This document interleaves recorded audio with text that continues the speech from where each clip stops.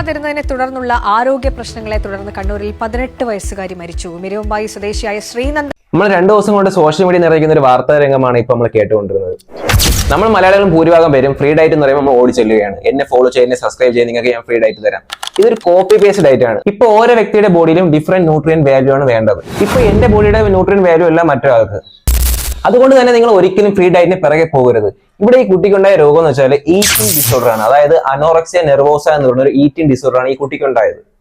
ഈ anorexia nervosa എന്ന് പറയുമ്പോൾ ഇവർ ഈ ഫുഡിന്റെ അളവ് കുറയ്ക്കുന്നു. ഇങ്ങനെ കുറയ്ക്കുമ്പോൾ ഇവരുടെ ബോഡിയിൽ ന്യൂട്രിയന്റെ അളവ് കിട്ടാതെ വരുമ്പോൾ അവരുടെ മസിൽ മാസ് ലോസ് ആവുന്നു.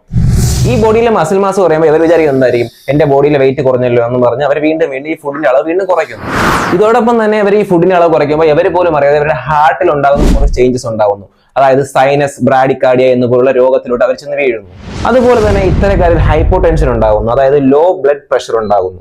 സ്ത്രീകളിലാണെങ്കിൽ പൊതുവെ ഇവർക്ക് ഹോർമോൺ ചേഞ്ചസ് ഉണ്ടായി ചിലപ്പോൾ മെൻസസ് തന്നെ നിന്ന് പോകുന്ന അവസ്ഥയിൽ ഉണ്ടാകുന്നു. അനോറക്സിയ നെർവോസ ഉള്ള ഇത്തരക്കാരിൽ ഹെയർ ലോസ് വരെ സംഭവിക്കുന്നുണ്ട്. ഇതുപോലെ ഫ്രീ ആയിട്ട് ഇടുന്ന ഡയറ്റുകൾ നമ്മൾ ഒരിക്കലും ഫോളോ അപ്പ് ചെയ്യരുത്. നമ്മുടെ പോക്കറ്റിൽ നിന്ന് ഒരു 10 രൂപ കളഞ്ഞിട്ടായാലും നമ്മുടെ ഹെൽത്തിനെ നിങ്ങൾ കോൺസെൻട്രേറ്റ് ചെയ്യുക. അങ്ങനെയാണെങ്കിൽ നിങ്ങൾക്ക് കൂടുതൽ കാലം ജീവിക്കാൻ പറ്റും. അപ്പോൾ stay healthy, stay safe. With love, mister and missus coach.